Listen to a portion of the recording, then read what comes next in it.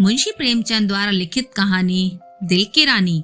जिन वीर तुर्कों के परख प्रताप से ईसाई दुनिया कांप रही थी, उन्हीं का रक्त आज कुस्तुनिया की गलियों में बहा रहा है। वहीं कुस्तुनियों जो 100 साल पहले तुर्कों के आतंक से आहत हो रहा था, आज उनके गर्म रक्त से अपना कलेजा ठंडा कर रहा है और तुर्की सेनापति 1 लाख सिपाहियों के साथ तैमूरी तेज के सामने अपनी किस्मत का फैसला सुनने के लिए खड़ा है। तैमूर ने विजय से भरी आंखें उठाई और सेनापति यजदानी की ओर देखकर सिंह के समान गर्जा, क्या चाहते हो, जिंदगी या मौत? यजदानी ने गर्व से सर उठाकर कहा, इज्जत की जिंदगी मिले तो जिंदगी, वरना मौत। तैमूर का क्रोध प्रचंड हो उठा। उसने बड़े बड़े अभिमानियों का सर नीचा कर दिया था। यह जज्बा इस अवसर पर सुनने की उसे ताव न थी। इन 1 लाख आदमियों की जान उसकी मुट्ठी में है, इन्हें वह एक क्षण में मसल सकता है। उस पर इतना अभिमान,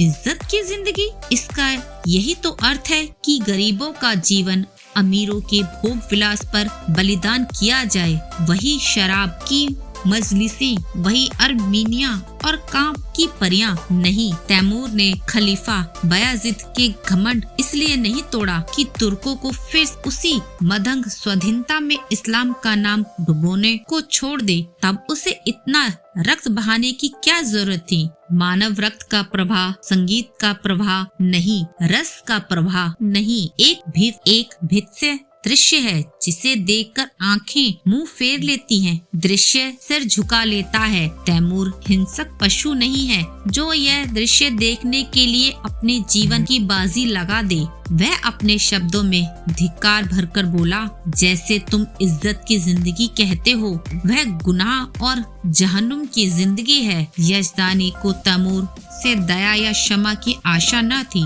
उसकी या उसके योद्धाओं की जान किसी तरह नहीं बच सकती। फिर यह क्यों दबे और क्यों न जान पर खेलकर तैमूर के प्रति उसके मन में जो घृणा है उसे प्रकट कर दे। उसने एक बार कातर नेत्रों से उस रूपवान युवक की ओर देखा जो उसके पीछे खड़ा जैसे अपनी जवानी की लगाम खींच रहा था। सान पर चढ़े हुए इस्पात के समान उसके अंग अंग से अतुल क्रोध की चिंगारियां निकल रही थी। यजदानी ने उसकी सूरत देखी और जैसे अपनी खींची हुई तलवार मयान में कर ली और खून के घूंट पीकर बोला, जहाँ पना इस वक्त फतहमंद है, लेकिन अपराध क्षमा हो तो कह दूं कि अपने जीवन के विषय में तुर्कों को तातारियों से उद्देश्य लेने की जरूरत नहीं। दुनिया से अलग तातार के उस पर मैदानों में न त्याग और व्रत की उपासना की जा सकती है और न मैसर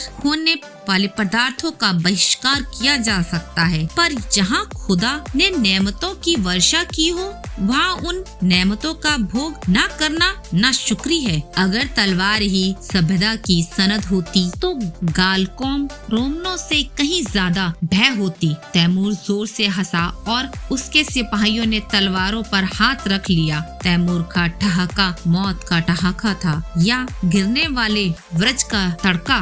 ततार वाले पशु है क्यों, मैं यह नहीं कह सकता। तुम कहते हो खुदा ने तुम्हें ऐश करने के लिए पैदा किया है, मैं कहता हूँ यह कुफ्र है। खुदा ने इंसान को बंदगी के लिए पैदा किया है और इसके खिलाफ जो कोई कुछ करता है वह काफिर है, जहन्नुमी है। रसूले पाक हमारी जिंदगी को पाक करने के लिए, हमें सच्चा इंसान बनाने के लिए आए थे, हमें रहम की तालीम देने नहीं। तैमूर दुनिया को इस कुफ्र से पाक करने देने का बीड़ा उठा चुका है। रसूले पाक के कदमों की कसम, मैं बेरहम नहीं हूँ, जालिम नहीं हूँ, खूंखार नहीं हूँ, लेकिन कुफ्र की सजा मेरे ईमान में मौत के सिवा कुछ नहीं है। उसने ततारी सिपाही सालार की तरफ कातिल नजरों से देखा और तत्क्षण एक देव सा आदमी तलवार सौंध कर यजदानी के सिर पर आ पहुंचा। ततारी सेना भी तलवार खींच कर तुर्की सेना पर टूट पड़ी और दम के दम कितनी की लाशें जमीन पर फड़कने लगी। सहसा वही रूपवान युवक जो यजदानी के पीछे खड़ा था आगे बढ़कर तैमूर के सामने आया और जैसे मौत को अपनी दोनों बंधी हुई मुट्ठियों में मसलता हुआ बोला, ऐ अपने को मुसलमान कहने वाले बादशाह, क्या यही वह इस्लाम है जिसकी तबलीग का तूने बीड़ा उठाया है? इस्लाम की यह तालीम है कि तू उन बहादुरों का इस बेदर्दी से खून बहाए जिन्होंने इसके सिवा कोई गुनाह नहीं किया कि अपने खलीफा और मुल्क की रियासत की। चारों तरफ सन्नाटा छा गया। एक युवक जिसकी अभी मसे भी न भीगी थी, तैमूर जैसे तेजस्वी बादशाह इतने खुले हुए शब्दों में तिरस्कार और उसकी जुबान तालू से ना खिंचवा ले जाए, सभी संबद्ध हो रहे थे और तैमूर सम्मोहित सा बैठा उस युवक की ओर ताक रहा था। युवक ने ततारी सिपाहियों की तरह, जिनके चेहरे पर कुतुलमय उत्साहन झलक रहा था, देखा और बोला, तू इन मुसलमानों को काफिर कहता है और समझता है कि तू इन्हें कत्ल करके खुदा और इस्लाम की हिमायत कर रहा है? मैं तुमसे पूछता हूँ, अगर वह लोग जो खुदा के सिवा और किसी के सामने सजदा नहीं करते, जो रसूल पाक को अपना रहबर समझते हैं, मुसलमान नहीं है तो कौन मुसलमान है? मैं कहता हूँ हम काफिर सही, लेकिन तेरे तो हैं। इस इस्लाम जंजीर में बंधे हुए कैदियों के कत्ल की, गुनाहगारों को कत्ल करके तू उन्हें सीधे रास्ते पर ले जाएगा? तूने कितनी बेरहमी से 70,000 बहादुर तुर्कों को धोखा देकर सुरंग से उड़वा दिया और उनके मासूम बच्चों और निरपराध स्त्रियों को अनाथ कर दिया। तुझे कुछ अनुमान है क्या यही कारनामे हैं जिन्हें तू अपने मुसलमान होने का गर्व करता है? क्या इसी कत्ल, खून और बहते दरिया से तू दुनिया में अपना नाम रोशन करेगा? तूने तुर्कों के खून बहते दरिया में अपने घोड़े के सूंड नहीं भिगाए हैं, बल्कि इस्लाम को जड़ से खोदकर फेंक दिया है। यह वीर तुर्कों का ही आत्मसर्ग है जिन्हें यूरोप में इस्लाम की तौहीद फैलाई। आज सोफिया के गिरजे में तुझे अल्लाह अकबर की सदा सुनाई दे रही है। सारा यूरोप इस्लाम का स्वागत करने को तैयार है। क्या यह कारनामे इसी लायक है कि उनका यह इनाम मिले? इस ख्याल को दिल से निकाल दे कि तू खुर्जी के इस्लाम की खिदमत कर रहा है। एक दिन तुझे भी परवरदिगार के सामने अपने कर्मों का जवाब देना पड़ेगा और तेरा कोई उज्र न सुना जाएगा, क्योंकि अगर तुझ में अब भी नेक और बंद की तमीज बाकी है तो अपने दिल से पूछ, तूने यह जिहाद खुदा की राह में किया या अपनी हवीस के लिए? और मैं जानता हूँ तुझे जो जवाब मिलेगा वह तेरी गर्दन शर्म से झुका देगा। खलीफा अभी सर झुकाए ही था कि यजदानी ने कांपते हुए शब्द में अर्ज किया, जहाँ पना यह गुलाम का लड़का है, इसके दिमाग में कुछ फितूर है। हुजूर, इसकी गुस्ताखियों को माफ करें, मैं उसकी सजा झेलने को तैयार हूँ। तैमूर उस युवक के चेहरे की तरफ स्थिर नेत्रों से देख रहा था। आज जीवन में पहली बार उसे निर्भीक शब्दों से सुनने का अवसर मिला। उसके सामने बड़े बड़े सेनापतियां, मंत्रियां और बादशाहों की जुबान न खुलती थी। वह जो कुछ कहता था वही कानून था। किसी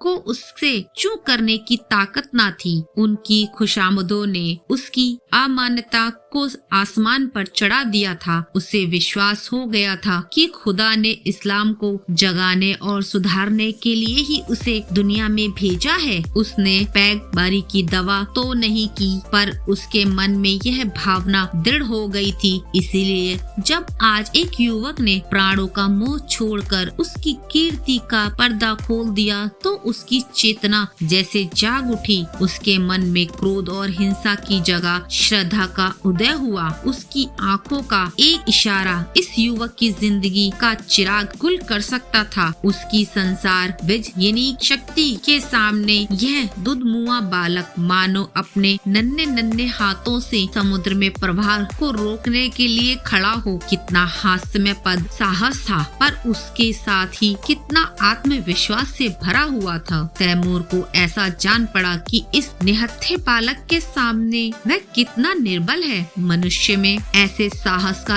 एक ही स्रोत हो सकता है और वह सत्य पर अटल विश्वास है। उसकी आत्मा दौड़कर उस युवक के दामन में चिमट जाने के लिए अधीर हो गई। वह दार्शनिक न था जो सत्य में शंका करता है, वह सरल सैनिक था जो असत्य को भी विश्वास के साथ सत्य बना देता है। यजदानी ने उसी स्वर में कहा, जहाँ पना इसकी बदजबानी का ख्याल न फरमाए। तैमूर ने तुरंत तख्त से उठकर यजदानी को गले से लगा लिया और बोला, काश ऐसी गुस्ताखियां और बदजबानी के सुनने का पहले इत्तेफाक होता तो आज इतने बेगुनाहों का खून मेरी गर्दन पर न होता। मुझे इस जवान में किसी फरिश्ते की रूह का जलवा नजर आता है जो मुझ जैसे गुनाहगारों को सच्चा रास्ता दिखाने के लिए भेजी गई है। मेरे दोस्त, तुम खुशनसीब हो कि ऐसे फरिश्ता सिफत बेटा के बाप हो। क्या मैं उसका नाम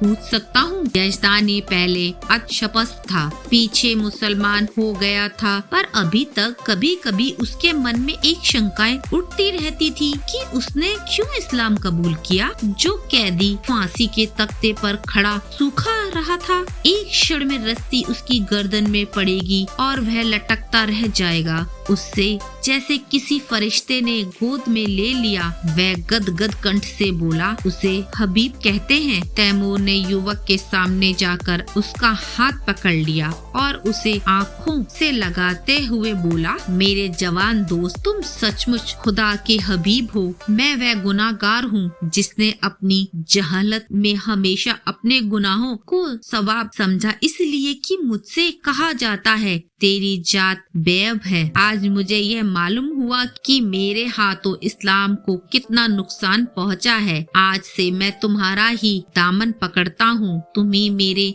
खिज, तुम ही मेरे रहनुमा हो। मुझे यकीन हो गया है कि तुम्हारे ही वसीले से मैं खुदा की दरगाह तक पहुंच सकता हूं। यह कहते हुए उसने युवक के चेहरे पर नजर डाली तो उस पर शर्म की लाली छाई हुई थी। उस कठोरता की जगह मधुर संकोच झलक रहा था। युवक ने सर झुकाकर कहा, यह हजूर की कदरदानी है, वरना मेरी क्या हस्ती है। तैमूर ने उसे खींचकर अपनी बगल के तख्त पर बिठा दिया और अपने सेनापति को हुक्म दिया, सारे तुर्क कैदी छोड़ दिए जाएं, उनके हथियार वापस कर दिए जाएं और जो माल लूटा गया है वह सिपाहियों में बराबर बांट दिया जाए। वजीर तो इधर इस हुक्म की तामील करने लगा, उधर तैमूर हबीब का हाथ पकड़े हुए अपने खेमे में गया और दोनों मेहमानों की दावत का प्रबंध करने लगा। और जब भोजन समाप्त हो गया तो उसने अपने जीवन की सारी कथा रो रो कर कह सुनाई, जो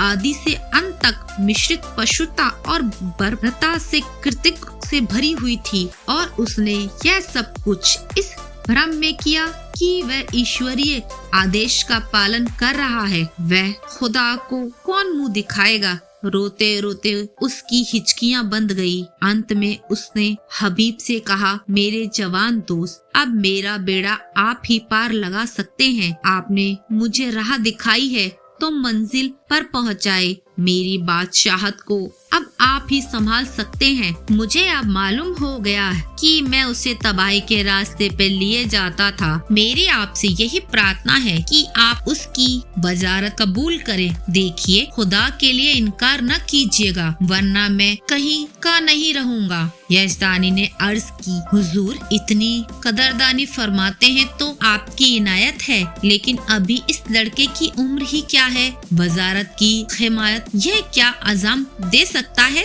अभी तो इसकी तालीम के दिन है। इधर से इनकार होता रहा और उधर तैमूर आग्रह करता रहा।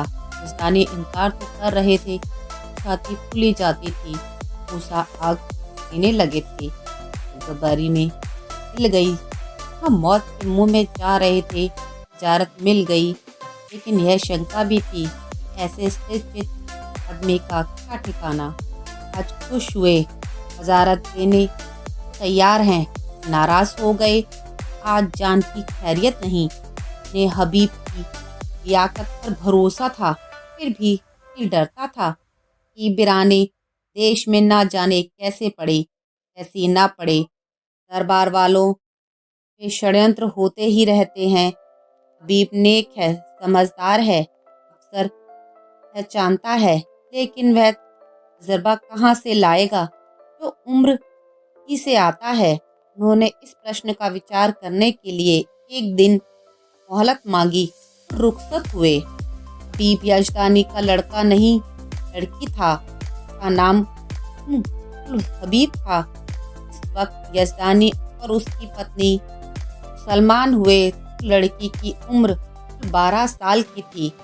प्रकृति ने उसे बुद्धि और प्रतिभा के साथ विचार स्वतंत्र भी प्रदान किया था। वह जब तक सत्य असत्य की परीक्षा न कर लेती, कोई बात स्वीकार न करती। माँ बाप के धर्म परिवर्तन से उसे शांति तो थी, जब तक इस्लाम अच्छी तरह अध्ययन न कर ले, वह केवल माँ बाप को खुश करने के लिए इस्लाम की दीक्षा नहीं ले सकती थी। माँ बाप भी उस पर किसी तरह का दबाव न डालना चाहते थे। जैसे उन्हें अपने धर्म को बदलने का अधिकार है, वैसे अपने धर्म पर रहने का भी अधिकार है। लड़की को संतोष हुआ, लेकिन उसने इस्लाम और प्रकृत धर्म दोनों ही का तुलनात्मक अध्ययन आरंभ किया और पूरे 2 साल के अवशेषण और परीक्षण के बाद उसने भी इस्लाम की दीक्षा ले ली। माता पिता फूले न समाये। लड़की उसके दबाव से मुसलमान नहीं हुई थी, बल्कि स्वेच्छा से, स्वाधान से और ईमान से। 2 साल तक उन्हें जो शंका घेरे रहती थी वह मिट गई। यजदानी के कोई पुत्र ना था और उस युग में जबकि आदमी तलवार ही सबसे बड़ी अदालत थी, पुत्र का ना रहना संसार का सबसे बड़ा दुर्भाग्य था। यजदानी बेटे का अरमान बेटी से पूरा करने लगा। लड़कों की ही भांति उसकी शिक्षा दीक्षा होने लगी।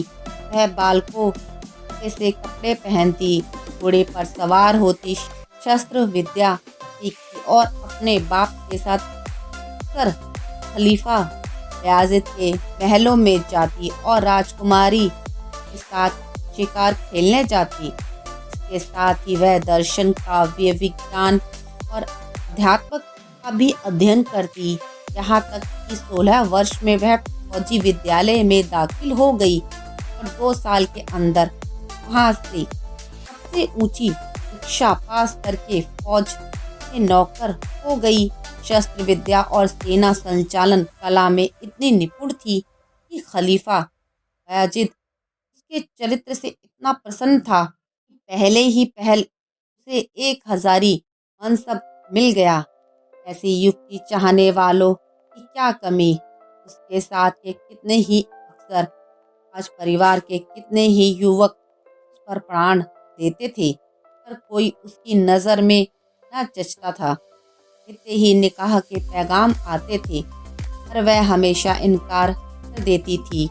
वैवाहिक जीवन ही से रुचि थी कि युवतियाँ कितनी अरमानों से ब्याह कर ले जाती हैं और फिर कितनी निरादर महलों में बंद कर दी जाती हैं।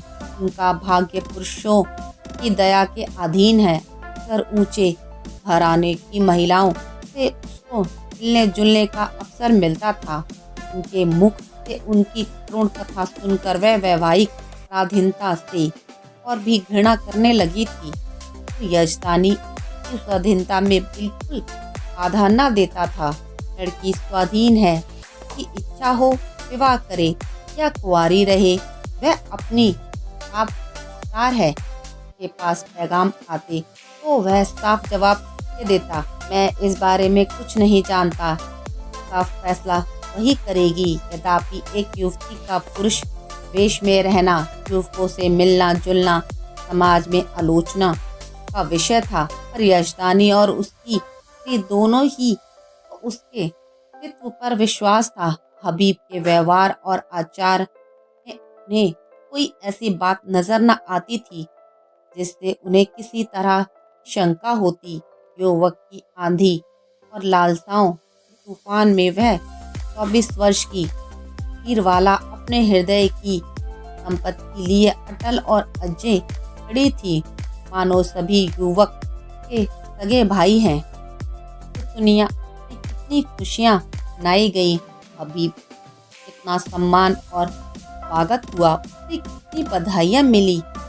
यह सब दिखने की बात नहीं। शहर तबाह हुआ जाता था। संभव था आज के महलों और बाजारों से आग की लपटें निकलती होती।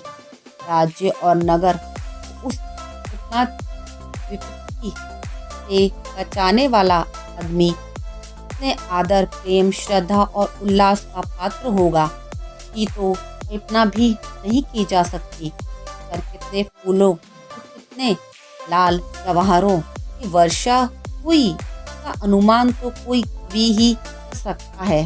और नगर की महिलाएं हृदय के अक्षय भंडार से शीश निकाल निकाल कर उस पर लुटाती थी और गर्व से फूली कि उसका मुंह निहार कर अपने को धन्य मानती थी। उसने देवियों का मस्तक ऊंचा कर दिया था। रात को तैमूर के प्रस्ताव पर विचार होने लगा। सामने गद्देदार कुर्सी पर यजदानी था, सौम्य, विशाल और तेजस्वी। उसकी दाहिनी तरफ उसकी पत्नी थी, रानी लिबास में, आंखों में दया और विश्वास की ज्योति भरे हुए।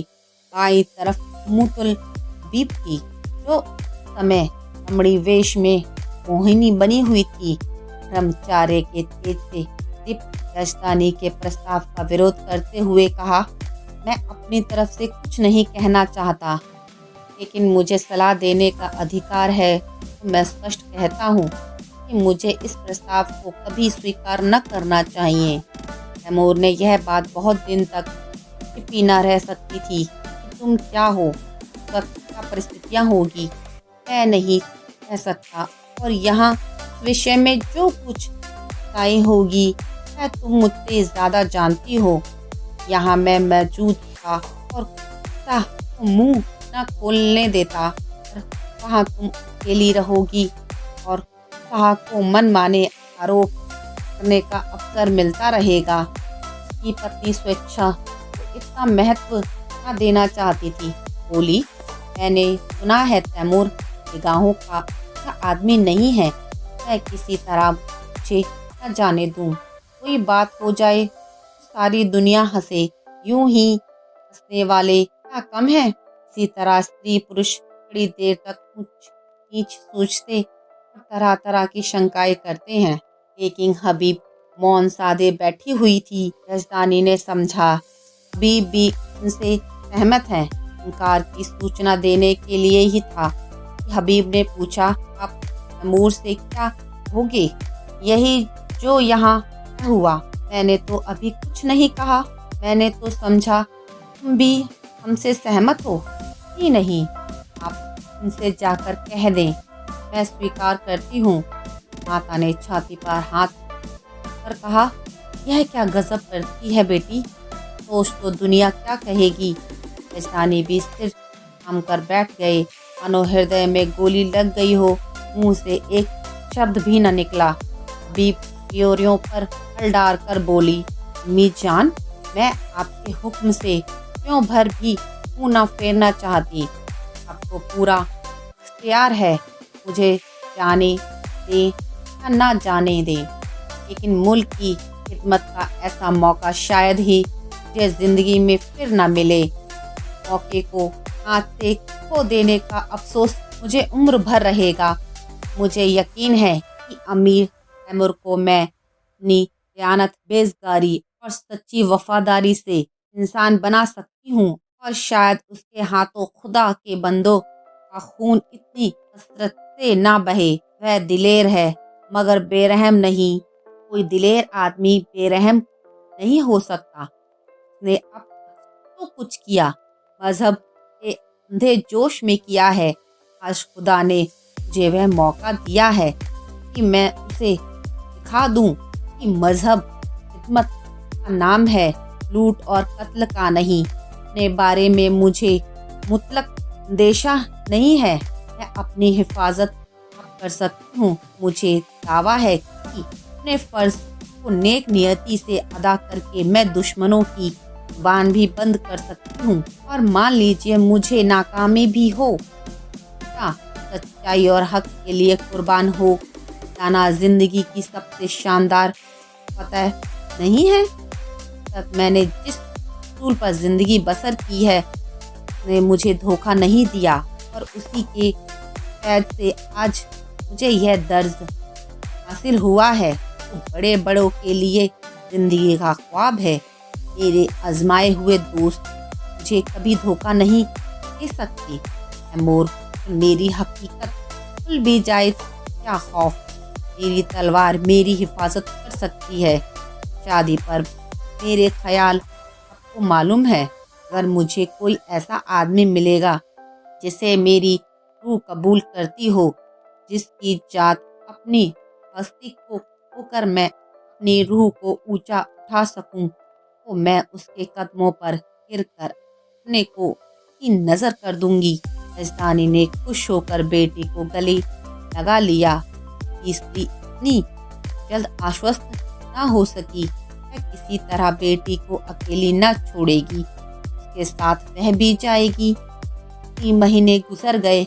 युवक हबीब तैमूर का वजीर है, लेकिन वास्तव में वही बादशाह है। तैमूर उसी के आंखों से देखता है, उसी के कानों से सुनता है और उसी की दिल से सोचता है। वह चाहता है हबीब आठों पहर उसके पास रहे, एक समीप उसे स्वर्ग का सा सुख मिलता है। समरकंद में एक प्राणी भी ऐसा नहीं जो उसे जलता हो। उसके बर्ताव अभी मुग्ध कर दिया है, क्योंकि वह इंसान से ज्यों भर भी कदम नहीं हटाता। जो लोग उसके हाथों चलती हुई न्याय की चक्की में पिस जाते हैं, वे भी उससे सद्भाव ही रखते हैं, क्योंकि वह न्याय को जरूरत से ज्यादा तुम नहीं देता। संध्या हो गई थी। राज्य कर्मचारी जा चुके थे। क्षमादान में मोम की बत्ती जल रही थी। अगर इस सुगंध से सारा दीवाना खाना महक रहा था। अभी उठने ही तो था कि चौबदार ने खबर दी, हुजूर जहांपना तशरीफ ला रहे हैं। हबीब इस खबर से कुछ प्रसन्न न हुआ। अन्य मंत्रियों की भांति वह तैमूर की सोहबत का भूखा नहीं है। वह हमेशा तैमूर से दूर रहने की चेष्टा करता है। ऐसा शायद ही कभी हुआ हो कि उसने शाही दस्तरखाने पर भोजन किया हो। तैमूर की मजलिसियों में भी वह कभी शरीक न होता। उसे जब शांति मिलती है, एकांत में अपनी माता के पास बैठकर दिन भर का बाजारा से कहता और वहाँ अपनी पसंद की मोहर लगा देती। उसने द्वार पर जाकर तैमूर का स्वागत किया। तैमूर ने मसनद पर बैठते हुए कहा, मुझे ताज्जुब होता है कि तुम इस जवानी में ज़ाहिदों की सी जिंदगी कैसे बसर करते हो हबीब। खुदा ने तुम्हें वह हुस्न दिया है कि हसीन से हसीन नाज़रीन भी तुम्हारी आशुक बनकर को खुशनसीब समझेगी। मालूम नहीं तुम्हें खबर है या नहीं, तुम अपने मुश्किल घोड़े पर सवार होकर चलते हो तो समरकंद की खिड़कियों हजारों आंखें तुम्हारी एक झलक देखने के लिए मुंतजिर बैठी रहती हैं, पर तुम्हें किसी तरफ आंखें उठाते नहीं देखा। मेरा खुदा गवाह है, मैं चाहता हूँ कि तुम्हारे कदमों के नक्शे पर चलूं, पर दुनिया मेरी गर्दन नहीं छोड़ती। मैं चाहता हूँ जैसे तुम दुनिया में रहकर भी दुनिया से अलग रहते हो, वैसे मैं भी रहूं, लेकिन मेरे पास ना वह दिल है ना वह दिमाग। मैं हमेशा अपने आप सारी दुनिया का दांत पिसता रहता हूँ। जैसे मुझे हर कदम खून की प्यास लगी रहती है, जिसे तुम बुझने नहीं देते, और मैं जानते हुए भी कि तुम कुछ करते हो से बेहतर कोई दूसरा नहीं कर सकता। मैं अपने गुस्से को काबू में नहीं कर सकता। तुम जिधर से निकलते हो मोहब्बत और रोशनी फैला देते हो। जिसको तुम्हारा दुश्मन होना चाहिए वह तुम्हारा दोस्त है। मैं जिधर से निकलता हूँ नफरत और शुबह फैलाता हुआ निकलता हूँ। जैसे मेरे दोस्त होना चाहिए वह मेरे दुश्मन है। दुनिया में बस एक ही जगह है जहाँ मुझे यत मिलती है। अगर तुम मुझे समझते हो यह ताज और तख्त मेरे रास्ते के रोड़े हैं। खुदा की कसम, मैं आज लात मार दूं। मैं आज तुम्हारे पास यही दरख्वास्त लेकर आया हूँ कि तुम मुझे वह रास्ता दिखाओ जिससे मैं सच्ची खुशी पा सकूं। मैं चाहता हूँ तुम इसी महल में रहो ताकि तुमसे जिंदगी सच्ची सबक सीखूं। हबीब का हृदय धक से हो उठा। ही मीर पर नारित्व का रहस्य खुल तो नहीं गया। उसकी समझ में ना आया कि उसे क्या जवाब दे। उसका कोमल हृदय तैमूर की इस तरुण आत्मग्न द्वैत हो गया जिसके नाम से दुनिया कांपती है। यह उसके सामने एक दयनीय प्राणी बना हुआ से प्रकाश भिक्षा मांग रहा है। तैमूर की और त्रिशूल हिंसात्मक मुद्रा से उसे एक स्निग्ध मधुर ज्योति दिखाई दी, मानो उसका जागृत विवेक भीतर से झांक रहा हो। से अपना स्थिर जीवन जिसमें ऊपर उठने की स्मृति ही ना रही थी, वह विफल उपयोग के सामने तुच्छ जान पड़ा। उसने मुग्ध कंठ से कहा, हुजूर, इस गुलाम की इतनी कदर करते हैं, वह मेरी खुशनसीबी है, लेकिन मेरा शाही महल में रहना मुनासिब नहीं। तैमूर ने पूछा, क्यों? इसीलिए जहाँ दौलत ज़्यादा होती है वहाँ डाके होते हैं, और जहाँ कद्र होती है वहाँ दुश्मन भी होते हैं। तुम्हारा भी कोई दुश्मन हो सकता है। मैं खुद अपना दुश्मन हो जाऊंगा। आदमी का सबसे बड़ा दुश्मन गुरूर है। तैमूर को जैसे कोई रत्न मिल गया। उसे अपनी मन पुष्टि का आभास हुआ। आदमी का सबसे बड़ा दुश्मन क्रूर है। वाक्य को मन ही मन में दोहराकर उसने कहा, तुम मेरे काबू में कभी ना आओगे हबीब। तुम परिंदा हो जो आसमान में ही उड़ सकता है। उसे सोने के पिंजड़े में भी रखना चाहो तो फड़फड़ाता रहेगा। खैर, खुदा हाफिज। वह तुरंत अपने महल की ओर चला, मानो उस रत्न को सुरक्षित स्थान में रख देना चाहता हो। यह वाक्य पहली बार उसने न सुना था। आज से जो ज्ञान, जो आदेश, जो सत्य प्रेरणा उसे मिली, वह कभी न मिली थी। इस घर के इलाके में बगावत की खबर आई है। हबीब को शंका है कि तैमूर वहां पहुंचकर कहीं कत्ले आम न कर दे। वह शांतिमय उपायों से विद्रोह को ठंडा के तैमूर को दिखाना चाहता है। इस सद्भावना में कितनी शक्ति है। तैमूर उसे इस मुहिम पर नहीं भेजना चाहता, लेकिन हबीब के आग्रह के सामने बेबस है। हबीब जब कोई युक्ति न सूझी तो उसने कहा, गुलाम के रहते हुए हुजूर अपनी जान खतरे में डालें, यह हो नहीं सकता। तैमूर मुस्कुराया, मेरी जान की तुम्हारी जान के मुकाबले में कोई हकीकत नहीं है हबीब। फिर मैंने कभी जान की परवाह न की। मैंने दुनिया में कत्ल और लूट के सिवा और क्या यादगार छोड़ी। मेरे मर जाने पर दुनिया मेरे नाम तो रोएगी नहीं। यकीन मानो, मेरे जैसे लुटेरे हमेशा पैदा होते रहेंगे, लेकिन खुदा न करे हमारे दुश्मनों को कुछ हो गया तो यह सल्तनत खाक में मिल जाएगी और मुझे भी सीने में खंजर चुभा लेने के सिवा और कोई रास्ता न रहेगा। मैं नहीं कह सकता हबीब, तुमसे मैंने कितना पाया। काश 10-5 साल पहले तुम मुझे मिल जाते। तैमूर तारीख में इतना रुसिया न होता। आज अगर ज़रूरत पड़े तो मैं अपने जैसे 100 तैमूर को तुम्हारे ऊपर निसार कर दूं। यही समझ लो कि मेरी रूह को अपने साथ लिए जा रहे हो। आज मैं तुमसे कहता हूँ हबीब कि मुझे तुमसे इश्क है। इसे मैं जान पाया हूँ, मगर इसमें क्या बुराई है कि मैं भी तुम्हारे साथ चलूँ? हबीब ने धड़कते हुए हृदय से कहा, अगर मैं आपकी ज़रूरत समझूंगा इतला दूंगा। तैमूर ने दाढ़ी पर हाथ रखकर कहा, जैसी तुम्हारी मर्जी, रोज़ाना सीधते रहना, वरना शायद मैं बेचैन होकर चला आऊँ। तैमूर ने इतनी मोहब्बत से हबीब के सफ़र की तैयारियां की। तरह तरह के आराम और उल्फ की चीज़ें उसके लिए जमा की। उस कोहिस्तान में यह चीज़ें कहाँ मिलेंगी? वह ऐसे संलग्न था मानो माता की लड़की को ससुराल भेज रही हो। जिस वक्त हबीब फौज के साथ चला तो सारा समरकंद उसके साथ था और तैमूर आंखों पर रुमाल रखे अपने पर ऐसा सिर झुकाए बैठा था मानो कोई खुशी आहत हो गया हो।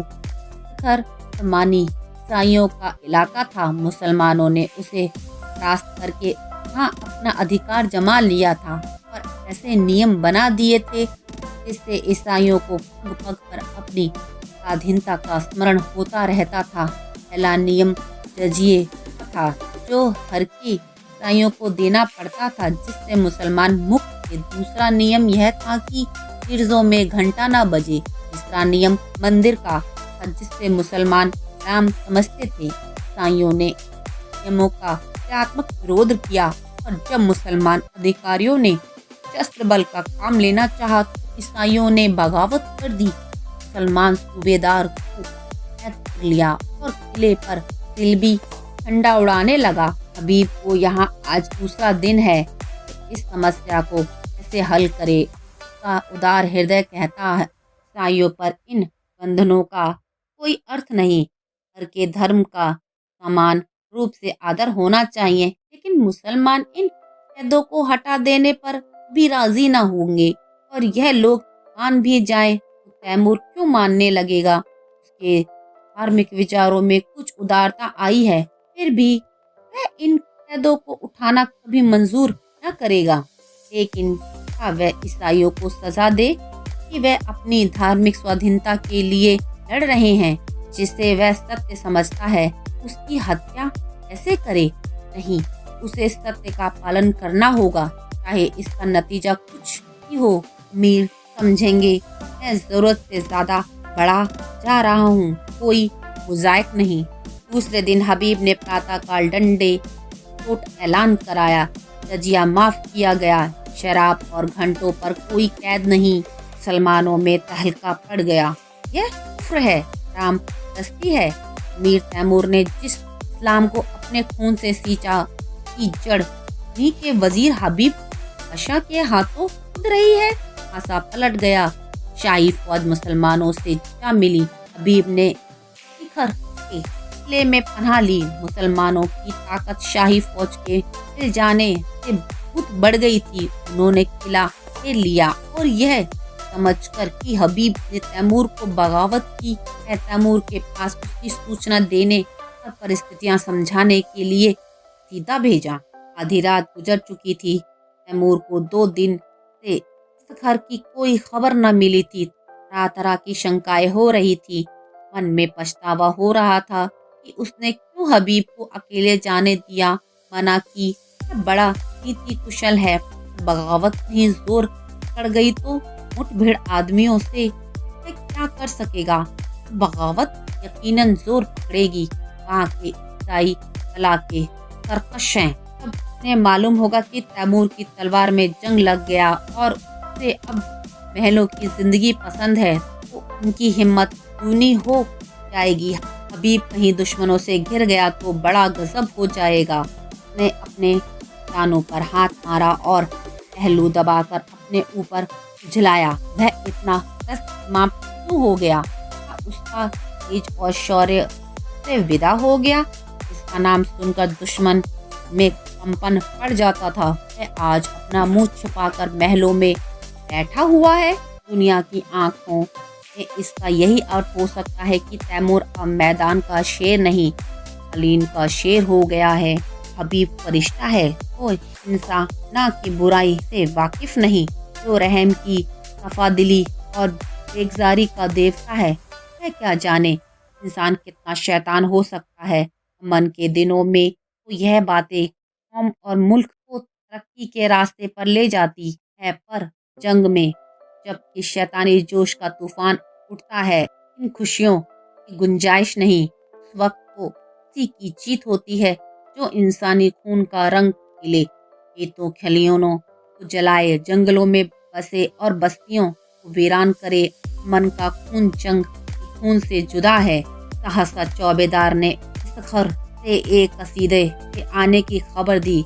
ने जमीन सुमी और एक किनारे दब से खड़ा हो गया। तैमूर का रौब ऐसा छा गया कि जो कुछ कहने आया था वह भूल गया। तैमूर ने त्योरियां चढ़ाकर पूछा, खबर आया है? 3 दिन के बाद आया, ये तो इतनी रात गए। कसीद ने फरमाया। जमीन चूमी और बोला, खुदाबंद वजीर साहब ने रजिया माफ कर दिया। तैमूर गरज उठा, क्या कहता है? रजिया माफ कर दिया? हाँ खुदाबंद, उसने वजीर साहब ने के हुक्म से। अपने हुक्म से हजूर? और हुजूर शराब का भी हुक्म दे दिया? गिरजों में घंटे बजाने का भी हुक्म हो गया। और खुदाबंद ईसाइयों से मिलकर मुसलमानों पर हमला कर दिया। मैं क्या करूं? हुजूर हमारे मालिक हैं, अगर हमारी कुछ मदद न हुई तो वह एक मुसलमान भी जिंदा न बचेगा। हबीब पाशा इस वक्त कहाँ हैं? तखर के किले में हुजूर। मुसलमान क्या कर रहे हैं? हमने ईसाइयों को किले में घेर लिया है, नी के साथ हबीब को भी। हाँ हुजूर, वह हुजूर से बागी हो गए और इसीलिए मेरे वफादार इस्लाम के आदमियों ने उन्हें कैद कर रखा है। मुमकिन है मेरे पहुँचते पहुँचते उन्हें कत्ल भी कर दें। बस जात दूर हो जा मेरे सामने से। मुसलमान समझते हैं हबीब मेरा नौकर है और मैं उसका आका हूँ। यह गलत है, झूठ है। इस सल्तनत का मालिक हबीब है, तैमूर का ना गुलाम है। के फैसले में तैमूर दाजी न कर सकता। बेशक जजिया माफ हो जाना चाहिए। मुझे मजहब नहीं, दूसरे मजहब वालों से उनके ईमान का तनाव लूँ, कोई मजाज नहीं है। अगर मस्जिद में जान होती है तो पुलिस से मैं घंटा क्यों बजे? घंटे की आवाज़ में कुफ्र नहीं है। और फिर वह है तो दूसरों का हक छीन ले, तो गरीबों को सताए, दगाबाज हो, खुदा गर्ज हो। और फिर वह नहीं जो मिट्टी या एक टुकड़े खुदा का नूर देखता हो, जो नदियों और पहाड़ों में, दरख्तों और झाड़ियों में खुदा का जलवा पाता हो। वह हमसे और तुमसे ज्यादा खुदा परस्त है। जो मस्जिद में खुदा को बंद समझते हैं, समझता है मैं कुफ्र बक रहा हूँ। किसी को काफिर समझना कि कुफ्र है। हम सब खुदा के बंदे हैं। सब बस जा और उन बागी मुसलमानों से कह दे, अगर फौरन मुहासरा ना उठा लिया गया तो तैमूर कयामत की तरह आ पहुँचेगा। सीध बुद्धि सा खड़ा ही था कि बाहर खतरे का बिबुल बज उठा और फौजों की किसी मरयात्रा की तैयारी करने लगी। तीसरे दिन तैमूर घर पहुंचा तो किले का मुहासरा उठ चुका था। किले की तोपों ने उसका स्वागत किया। हबीब ने समझा तैमूर ईसाइयों को सजा देने आ रहा है। ईसाइयों के हाथ पांव फूल गए थे। अगर हबीब मुकाबले के लिए तैयार था, ईसाइयों के स्वप्न की रक्षा में यदि जान भी जाए तो कोई गम नहीं। इस मामले पर किसी तरह का समझौता नहीं हो सकता। तैमूर अगर तलवार से काम लेना चाहता है तो उसका जवाब तलवार से दिया जाएगा। मगर यह क्या बात है? शाही फौज सफेद झंडा दिखा रही है। तैमूर लड़ने की सुलह ने आया है, उसका स्वागत दूसरी तरह का होगा। ईसाई सरदारों को साथ लिए हबीब किले के बाहर निकला। तैमूर अकेले घोड़े पर सवार चला आ रहा था। हबीब घोड़े से उतर कर अदब बजा लाया। तैमूर घोड़े से उतर पड़ा और हबीब का माथा चूम लिया और बोला, मैं सब सुन चुका हूँ हबीब, तुमने बहुत अच्छा किया और वही किया जो तुम्हारे सिवा दूसरा नहीं कर सकता था। मुझे जजिया लेने का, यह ईसाइयों से मजहबी छीनने का कोई मजाज न था। मैं आज दरबार करके इन बातों की तस्लीक कर दूंगा और मैं एक ऐसी तस्दीफ बताऊंगा जो कई दिन में मेरे जहन में आ रही है और मुझे उम्मीद है कि तुम उसे मंजूर कर लोगे। मंजूर करना पड़ेगा। हबीब के चेहरे का रंग उड़ रहा था। कहीं हकीकत खुल तो नहीं गई है क्या? तजवीज़ है के मन में खलबली उठ गई। तैमूर ने मुस्कुराकर पूछा, मुझसे लड़ने तैयार थे? हबीब ने शर्माते हुए कहा, के सामने अमीर तैमूर की भी कोई हकीकत नहीं। बेशक बेशक, में फरिश्तों का दिल है तो शीशे की हिम्मत है। लेकिन अफसोस यही है कि तुमने यह गुमान ही क्यों किया कि तैमूर तुम्हारे फैसले को मनसूख कर सकता है। यह तुम्हारी जात है। में मुझे बतलाया है कि सल्तनत किसी आदमी की जायदाद नहीं बल्कि एक ऐसा दरख्त है जिसकी हर के शख्स और पत्ती एक ही रुख आती है। दोनों किले में दाखिल हुए। सूरज डूब चुका था। आन की आन में दरबार लग गया और उसमें तैमूर ने ईसाइयों की धार्मिक अधिकारों का स्वीकार किया। चारों तरफ से आवाज आई, खुदा हमारे शाहजहां की उम्र दराज करे। तैमूर ने उसी सिलसिले में कहा, दोस्तों, मैं इस दुआ का हकदार नहीं हूँ। जो चीज़ मैंने आपसे जबरन ली थी उसे आपको वापस देकर मैं दुआ का काम नहीं कर रहा हूँ। इससे कहीं ज़्यादा मुनासिब यह है कि आप मुझे लानत दें कि मैंने इतने दिनों आपको हकों से आपको महरूम रखा। चारों तरफ से आवाज़ आई, मरहबा मरहबा। दोस्तों, उन हकों के साथ साथ मैं अपनी सल्तनत भी आपको वापस करता हूँ, क्योंकि खुदा की निगाह में सभी इंसान बराबर हैं और किसी कौम या शख्स को दूसरे कौम पर हुकूमत करने का इख्तियार नहीं। आज से आप अपने बादशाह हैं। मुझे उम्मीद है कि आप भी मुस्लिम आबादी को के जायज़ हकों से महरूम न करेंगे। मगर कभी ऐसा मौका आए कि कोई ज़बीब कौम आपकी आज़ादी छीनने की कोशिश करे तो तैमूर आपकी मदद करने के लिए हमेशा तैयार रहेगा। किले में जश्न खत्म हो चुका। उमरा और हुकुम रुखसत हो चुके हैं। दीवाने खास सिर्फ तैमूर और हबीब रह गए हैं। हबीब के मुख पर आज सेमत हास्य की वह छटा है जो सदैव गंभीरता के नीचे दबी रहती थी। आज उसके उपलों पर जो लाली, आंखों में जो नशा, अंगों में जो चंचलता है, वह और कभी नजर न आई थी। वह कई बार तैमूर से शोखियां कर चुका है, कई बार हंसी कर चुका है। उसकी युवती इतना पद और अधिकार को भूलकर टहकती फिरती है। सहसा तैमूर ने कहा, हबीब, मैंने आज तक तुम्हारी हर एक बात मानी है। अब मैं तुमसे यह जिद करता हूँ जिसका मैंने जिक्र किया था, उसे तुम्हें कबूल करना पड़ेगा। हबीब ने धड़कते हुए हृदय से सिर झुकाकर कहा, फरमाइए। पहले वादा करो कि तुम कबूल करोगे। मैं आपका गुलाम हूँ, नहीं तुम मेरे मालिक हो, मेरी जिंदगी की रोशनी हो।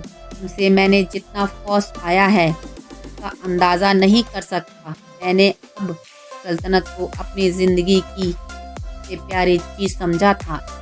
के लिए मैंने वह सब कुछ किया जो मुझे न करना चाहिए था। अपनों के खून से भी इन हाथों को दागदार किया, गैरों के खून से भी मेरा काम खत्म हो चुका। मैंने बुनियाद जमा दी है और महल बनाना हमारा काम है। मेरी यही सजा है कि आज से तुम इस बादशाहत के अमीर हो जाओ। मेरी जिंदगी में भी और मरने के बाद भी। हबीब ने आकाश में उड़ते हुए कहा, इतना बड़ा बोझ मेरे कंधे ने मजबूत नहीं। तैमूर ने दीन आग्रह के स्वर में कहा, नहीं मेरे प्यारे दोस्त, मेरी यह इल्तिजा माननी पड़ेगी। हबीब की आंखों में हंसी थी, अधरों पर संकोच। उसने आहिस्ता से कहा, मंजूर है। तैमूर ने फ्लित स्वर में कहा, खुदा तुम्हें सलामत रखे। लेकिन अगर आपको मालूम हो जाए कि हबीब एक अच्छी अक्ल की कुंवारी बालिका है तो वह मेरी बादशाह के साथ मेरे दिल की भी रानी हो जाएगी।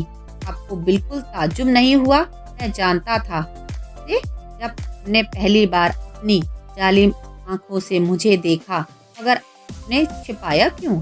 मैंने सिखाया, शायद मेरे सिवा ना किसी को यह बात मालूम नहीं। आपने कैसे पहचान लिया?